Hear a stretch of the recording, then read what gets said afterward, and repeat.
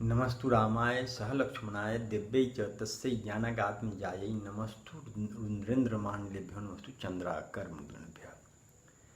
संसार सागर में जब प्राणी आता है तो स्वभाव उसका कुछ बहुत अच्छा ही रहता है।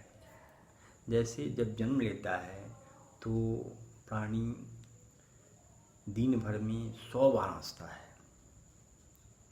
और धीरे धीरे धीरे धीरे धीरे धीरे जब उसके अंदर ज्ञान का समावेश होने लगता है तो संसार का जो अवगुण है वह उसके अंदर आने लगता है। जब अवगुण आने लगता है तो उसकी हंसी गायब हो जाती है, क्योंकि अवगुण क्या है? अवगुण है काम, क्रोध, लोभ, मोह, अहंकार। सबसे पहले उसको माता से परिचय होता है, माता से दूध पीता है, माता से परिचय होता है। जब माता से परिचय होता है तो संसार को अपना मानने लगता है वो, क्यों? और संसार अपना है नहीं। संसार तो प्रतिदिन जिस दिन से जन्म लिया है उस दिन से संसार हमसे अलग हो रहा है, और संसार जब अलग हो रहा है तो संसार अपना नहीं है, क्योंकि कोई भी प्राणी मरना नहीं चाहता है तो वो अमर है। जब मरना नहीं चाहता तो वो अमर है, क्योंकि उसके अंदर अमर फल है। तो अमर फल को छोड़ करके और शरीर में लिपट जाता है, और शरीर में जब लिपटता है तो उसको कष्ट शुरू हो जाता है। शरीर में लिपटेगा तो प्राणी को कष्ट होना ही होना है। इसलिए प्राणी को शरीर में नहीं लिपटना चाहिए। प्राणी को अपनी बुद्धि से, ज्ञान से आनंद में मिलना चाहिए, क्योंकि जब संसार में जन्म लिया है तो उसको सुख और दुख होगा ही। तो सुख और दुख शरीर को होगा, उस तत्व को नहीं, क्योंकि तत्व तो अविनाशी है। जो प्राणी के अंदर तत्व है वो अविनाशी है, उसका नाश नहीं होता। जब उसका नाश नहीं होता तो हम अमर हैं। तो हम शरीर अमर नहीं है। इस शरीर में 2 शरीर है, एक दिखने वाला शरीर, एक सूक्ष्म शरीर। तो सूक्ष्म शरीर जो है वही परम आनंद है, वही ईश्वर है, वही ईश्वर से आया है, वही वाइटलिटी से आया है। तो वाइटलिटी से बहुत बड़ा फोर्स से आकर के इसमें उतर गया है।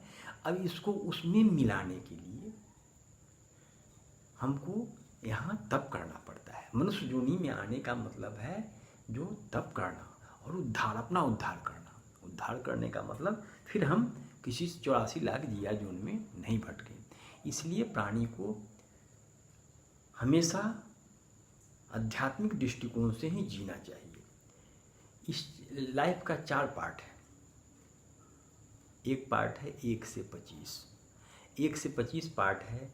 इसमें प्राणी को जीवन में, शरीर को चलाने के लिए, जीवन में जीने के लिए ज्ञान का अर्जन करना चाहिए।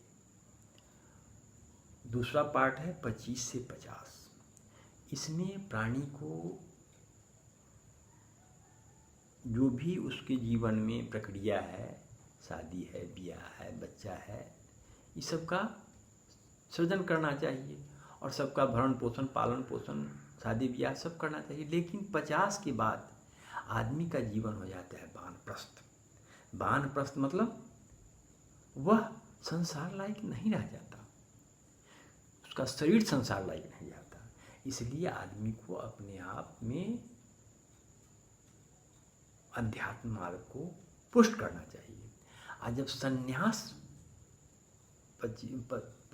50 से 75 संन्यास वानप्रस्थ हुआ। अब वानप्रस्थ के बाद 75 से संन्यास हो जाता है। संन्यास मतलब संसार में एक गेस्ट के भांति रहो। जैसे गेस्ट आता है और चला जाता है, उसी तरह रहो और संसार से ऊपर उठो। जब संसार से ऊपर उठोगे तो धीरे धीरे धीरे धीरे धीरे धीरे परमपिता परमात्मा आपको एक्सेप्ट कर लेंगे। जब एक्सेप्ट कर लेंगे तो वाइटलिटी मिल गया, परम आनंद मिल गया। और जब आनंद में मिल गए तो फिर आना ही नहीं है। कहा गया है कि जन्म जन्म मुनि जतन कराही, अंत राम कह आवत नाही।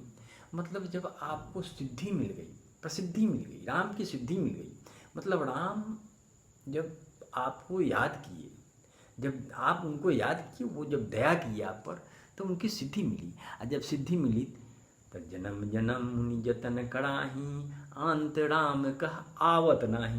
तो फिर मृत्यु लोक में आने का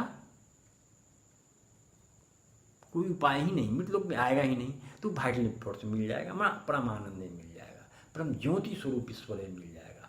इसलिए प्राणी को इस अध्यात्म मार्ग पर चलना चाहिए। यही अध्यात्म मार्ग जीवन में जीने का सच्चा रास्ता है। ओम श्री हरि।